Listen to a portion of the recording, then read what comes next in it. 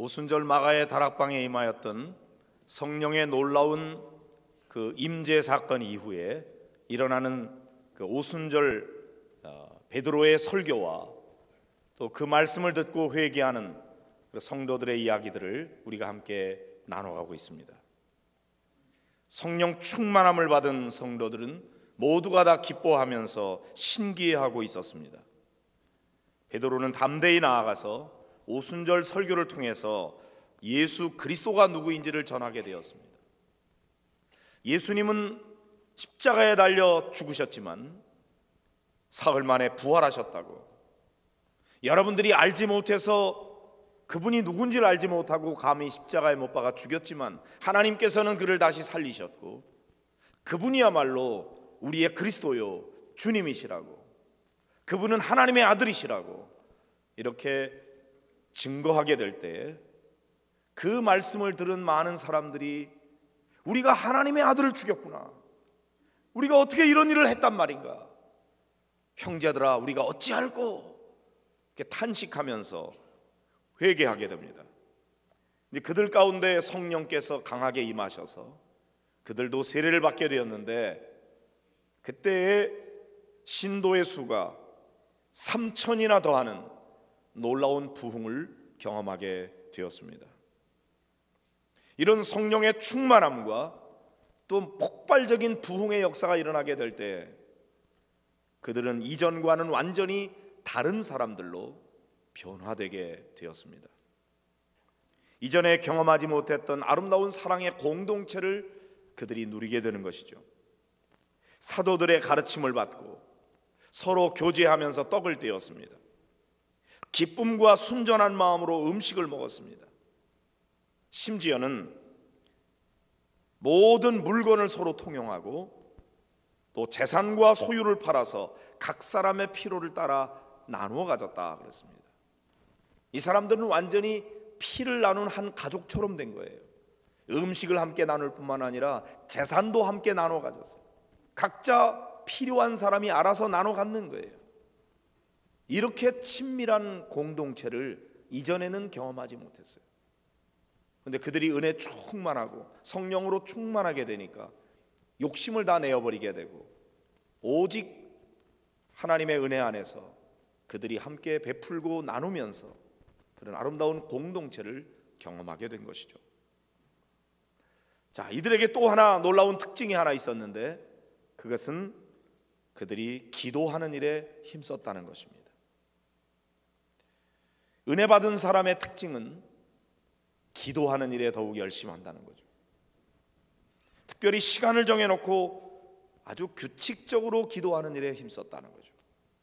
기도라고 하는 것은 그냥 내가 긴급한 일이 있을 때 SOS를 치는 것처럼 그렇게만 하는 게 아니고 기분 내킬 때 하고 기분 내키지 않으면 안 하고 어쩌다 한번 하고 그런 게 아닙니다.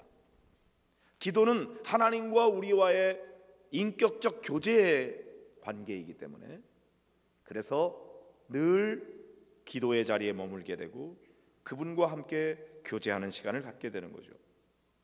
그것을 우리의 감정에 따라서 기복 있게 하지 않도록 하기 위해서는 규칙적으로 시간을 정해놓고 하는 것이 중요한 것이죠.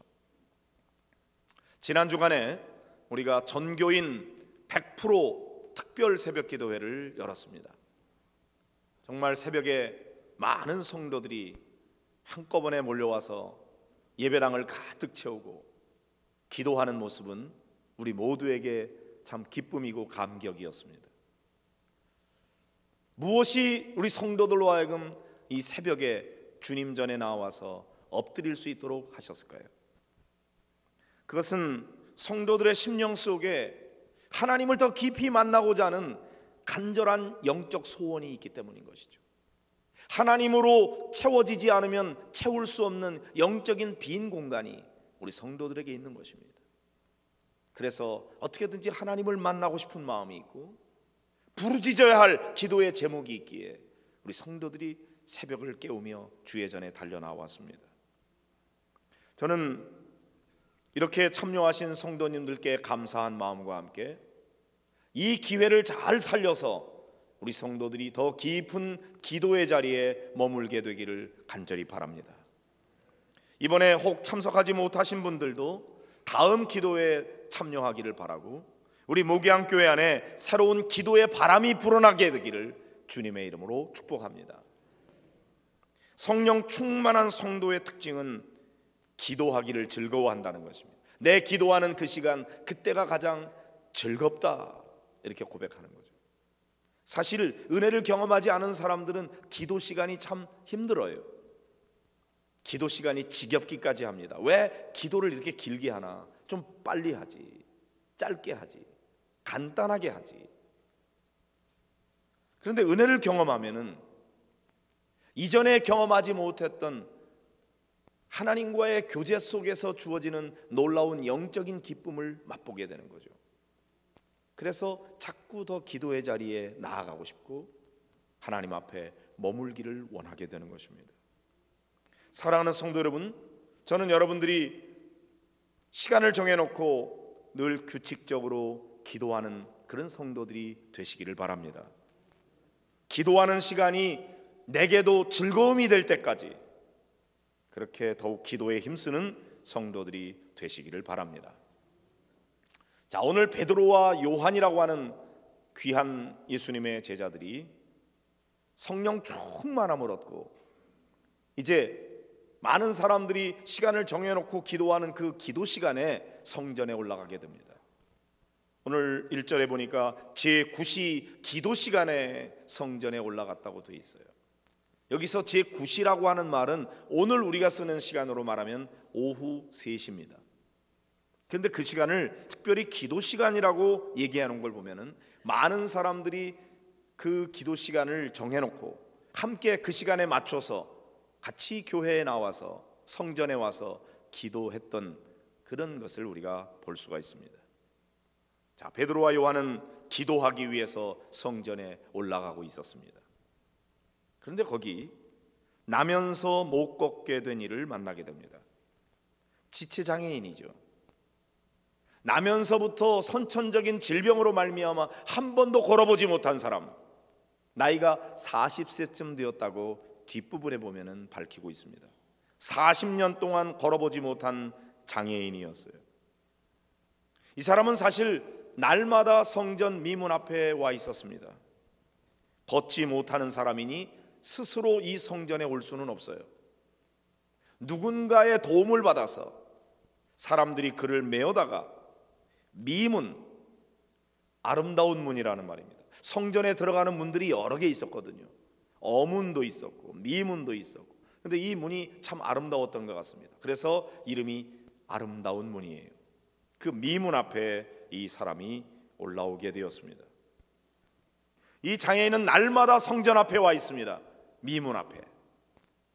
그런데 이 사람은 성전 안에서 이루어지고 있는 예배나 기도에 대해서는 전혀 관심이 없어요. 사실 어쩌면 이 장애인은 한 번도 그 성전 안에 들어가 본 적이 없었을지도 모릅니다. 왜 이 사람은 이 성전 앞에 와 있을까요? 이 사람이 성전에 온 목적은 구걸에 있었습니다. 걷지 못하는 장애인은 스스로 일을 해서 먹고 살 수가 없으니까 가난하죠. 누군가의 도움을 받아야만 살 수 있는 대단히 불쌍한 사람입니다. 육신이 걷지 못하니 불편할 뿐만 아니라 그것 때문에 일을 못하고 그래서 가난하고, 그러니 참으로 불행하고 불쌍한 사람이죠. 이 사람은 구걸하는 일에 이제 이력이나 있었어요. 어디 가서 구걸하면 가장 많은 돈을 얻을 수가 있는가? 그가 생각해 볼 때 아무래도 사람들의 동정심이나 또는 자비와 긍휼의 마음이 가장 많이 일어나서 호주머니를 제일 잘 끌어낼 수 있는 장소는 성전 앞이 아닐까, 그렇게 생각했죠. 머리는 좋죠. 아주 대단히 합리적이고 지혜로운 판단이었습니다. 그렇지만 이 사람의 관심은 오직 하루하루 살아가는데 필요한 물질을 얻는 것에만 있었습니다. 사람들이 더 많은 물질을 던져주고 가면 그것으로 충분했습니다. 그 돈을 던져주는 사람이 누군지 관심이 없어요. 그 사람과 무슨 관계가 없어요. 그 사람을 쳐다보지도 않아요. 이제 고개를 푹 숙이고 이왕이면 성전 안에 들어가는 사람들이 더 불쌍한 마음이 많이 생겨서 가능하면 그 사람의 마음에 감동이 더 많이 일어나가지고 더 많은 돈을 던져주기를 원하는 마음에서 동정심을 불러일으키는데 더 노력을 기울였을 것입니다. 그 사람의 인격이 무엇인지, 그 사람이 왜 성전에 왔는지, 성전 안에서 드리는 기도가 무엇인지에 대해서는 전혀 관심이 없는 것입니다. 그 사람은 오직 구걸에만 관심이 있었죠. 더구나 하나님께 대해서는 아무런 관심도 없었고 감히 하나님께 도와달라고 그의 도움을 구하는 기도는 전혀 하지 않았던 사람 같습니다. 사실 이런 내용들은 전혀 성경에 기록되어 있지 않으니까 그냥 추측할 뿐인 거죠. 그러나 베드로와 요한은 전혀 달랐어요. 이 사람들은 예수님의 약속의 말씀을 믿고 기도하다가 성령의 충만한 은혜를 경험하게 되었거든요. 이전에 경험하지 못했던 놀라운 기쁨이 있었어요. 영적인 신비한 체험을 하게 되었습니다. 그 입에서 자기도 알지 못하는 방언이 터져나오고, 그리고 마음에는 기쁨과 확신이 생겼어요.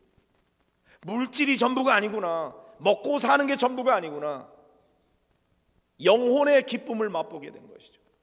그래서 너나 할 것 없이 전부 다 더 많이 긁어 모으려고 그러고 나 혼자만 더 많이 부자가 되려고 하는 욕심에 빠져 있었던 사람들이 완전히 바뀌어서 이제는 자기의 물질을 아무나 필요한 사람이 나눠 가져도 얼마든지 행복할 수 있는 그런 삶으로 바뀌어지게 됐고, 더욱더 기도하고 싶은 마음이 용솟음치게 되었고, 하나님 앞에 더 가까이 나아가고 싶었습니다.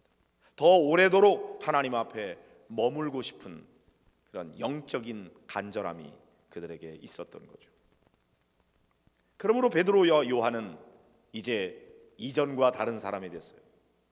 기도하는 사람이 된 거죠. 기도하기 위해서 성전에 올라가고 있습니다. 그것도 시간을 정해놓고 규칙적으로 성전에 올라가 기도를 드렸습니다. 그러다가 이 지체 장애인을 만나게 된 거죠. 어쩌면 이 장애인은 이전에도 많이 만났을 가능성이 매우 농후합니다. 왜냐하면 이 사람은 매일같이 사람들에게 도움을 받아서 그 성전 미문 앞에 와서 구걸을 했던 사람이거든요. 이날 처음 온 게 아니었어요.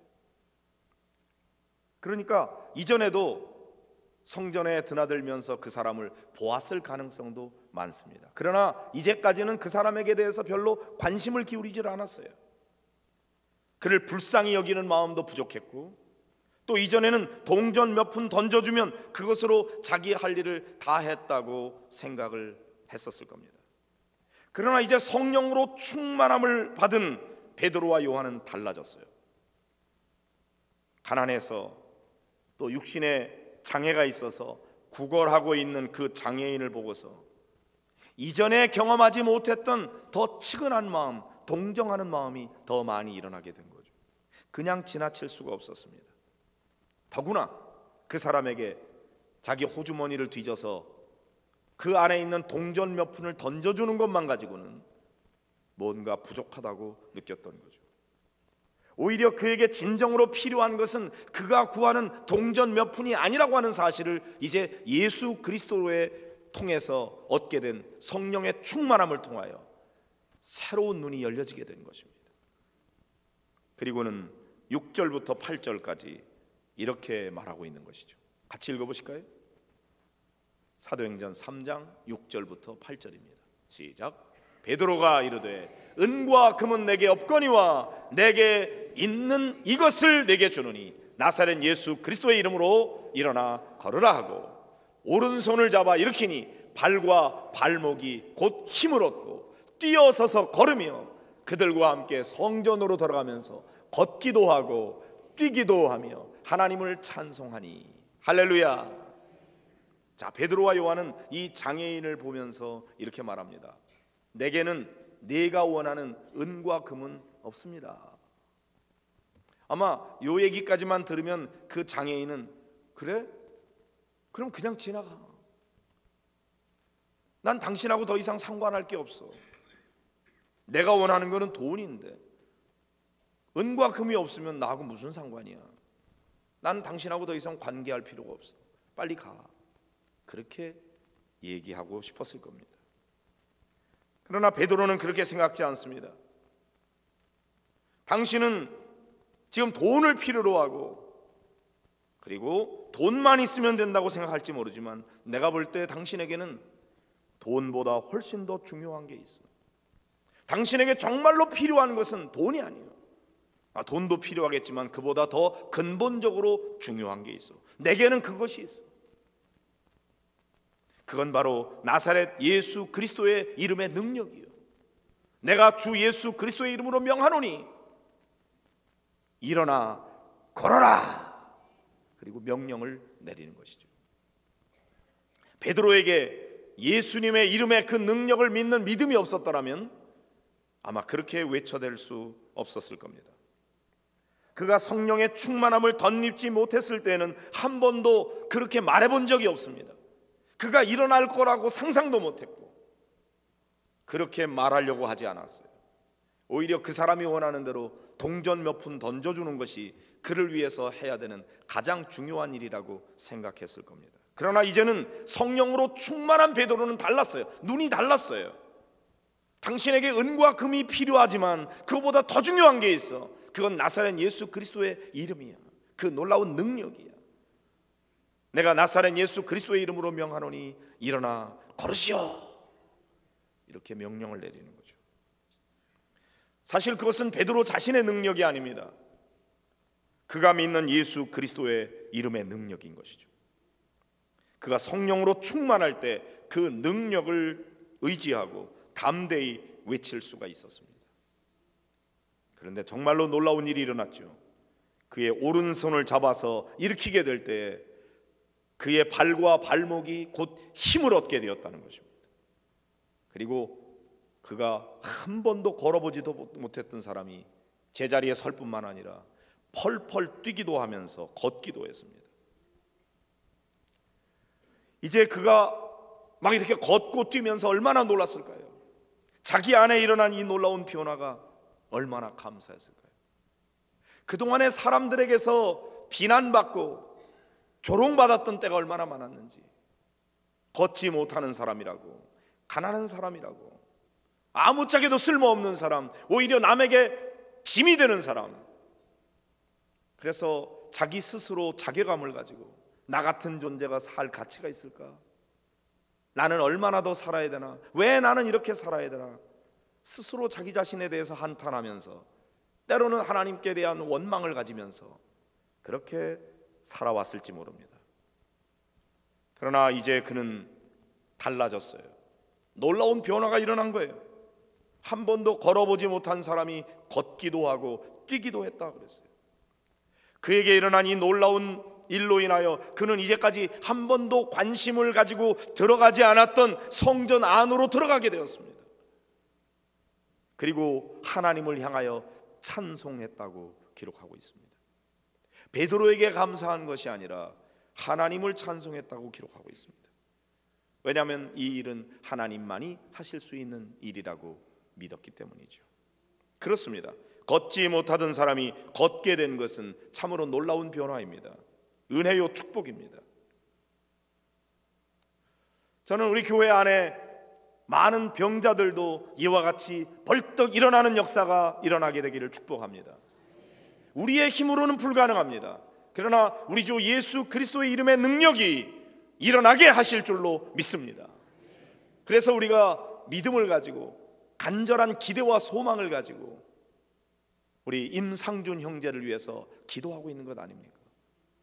사고가 일어난 지 7개월이 지났는데도 아직도 여전히 일어나지 못하고 있지만 그럼에도 불구하고 우리가 계속 기도할 수 있는 것은 하나님만이 그를 일으키실 수 있다고 믿기 때문에, 하나님이 역사하시면 이제라도 일어날 수 있다고 믿기 때문에, 그래서 우리의 기도를 그칠 수가 없는 것입니다.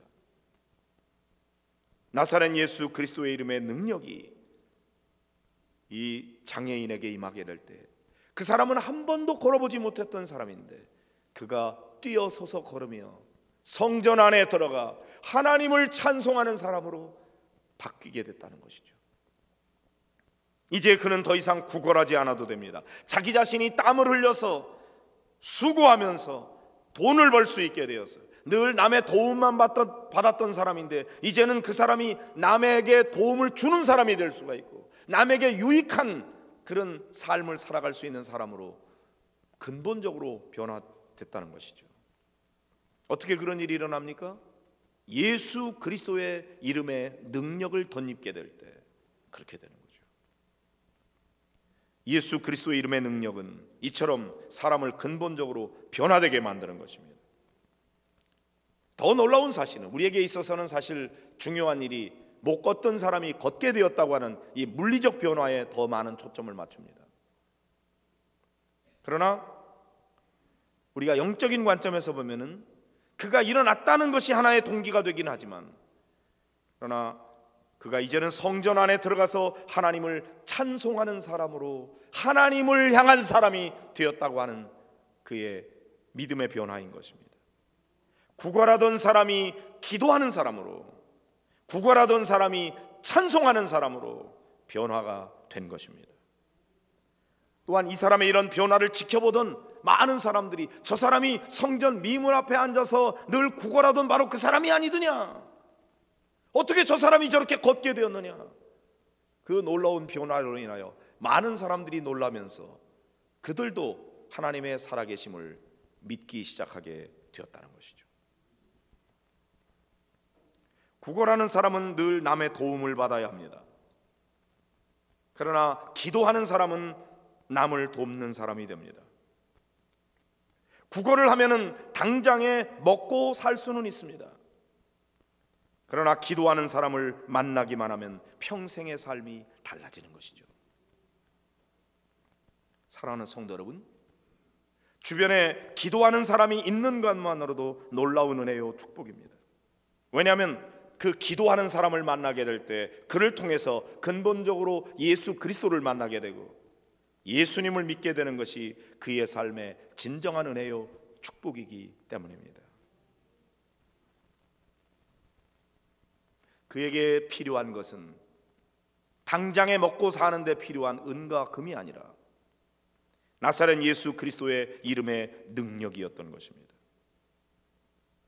예수님은 그의 삶을 근본적으로 변화시켜 주었습니다.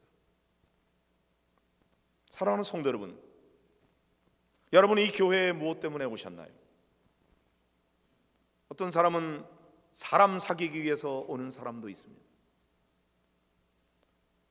믿음 좋은 신랑 신부를 만나기 위해서 오는 사람도 있을지 모릅니다. 어떤 사람은 사업을 하는데 사람들 사귀어서 손님들 좀 많이 끌어보려고 그렇게 오는 사람이 있을지도 모릅니다. 외로워서 오는 사람도 있을지 모릅니다. 아니면 내 삶의 문제를 해결하기 위해서 나오는 사람도 있을 거예요. 내가 너무나 가난한데 하나님 나에게 필요한 물질을 주십시오. 내가 좀 더 높은 자리에 오르도록 승진하게 도와주십시오. 내가 시험을 쳐야 되는데 이 시험에 꼭 합격할 수 있도록 도와주십시오. 각자 뭔가 자기의 욕구를 충족하기 위해서 주님 앞에 나오는 사람들이 많이 있을 겁니다.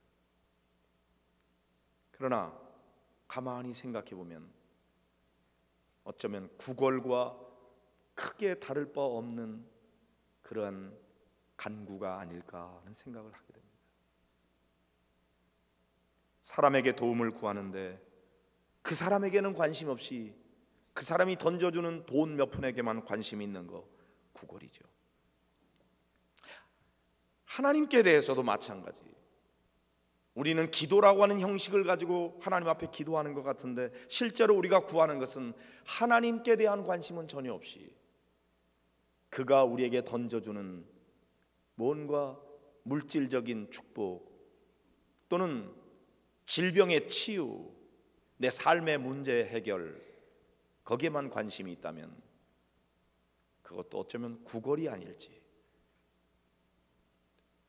구걸은 사람들에게 도와달라는 거고 물질적인 요구를 갖는 거고 도와주는 사람과 인격적 관계는 없는 것입니다.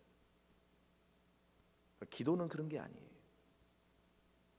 기도는 어쩌면 그 문제를 구체적으로 해결해 주지 못한다 할지라도, 해결해 주시지 않는다고 할지라도 살아계신 하나님과의 인격적 관계를 갖는 것이고 그분과 사귀는 것이고, 사실은 예수 그리스도의 십자가의 은혜로 말미암아 구속함을 입고 우리가 하나님의 자녀가 되었기 때문에 자녀의 신분으로서 우리의 아버지이신 하나님과 교제하는 거죠. 그리고 그분이 가지고 있는 모든 것은 다 내 것일 수가 있어요. 나는 그의 상속자가 되었기 때문입니다. 그래서 그저 한 푼만 도와주십시오, 한 푼만 도와주십시오 하는 구걸이 아니라 우리의 아버지 되시는 하나님과 인격적으로 교제를 나누면서 그분과의 관계 속에서 우리가 당당하게 요구할 수 있는 것, 그것이 기도인 것이죠. 사랑하는 성도 여러분, 이제 우리는 더 이상 구걸하는 사람이 되어서는 안 됩니다. 기도하는 사람이 되어야 됩니다. 우리가 어떻게 기도할 수 있습니까? 우리는 예수님의 십자가 은혜로 하나님의 자녀가 됐기 때문에 당당하게 나아가서 기도할 수 있는 거죠. 자녀가 아닌 사람은 구걸밖에 못해요. 조금만 도와주세요, 한 푼만 도와주세요. 그러나 자녀는 구걸하는 것이 아닙니다. 아버지, 제게 이게 필요해요, 도와주세요. 요구할 수 있는 거죠.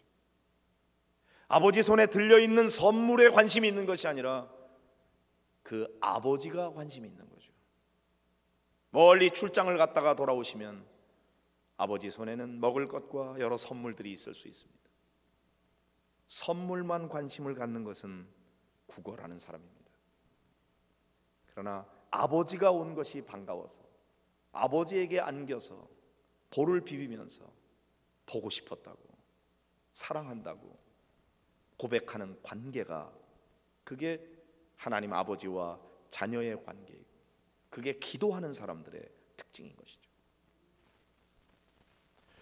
오늘 우리들에게 이와 같이 평생 한 번도 걸어보지 못한 사람이 걷는 역사가 일어난다면 얼마나 좋습니까?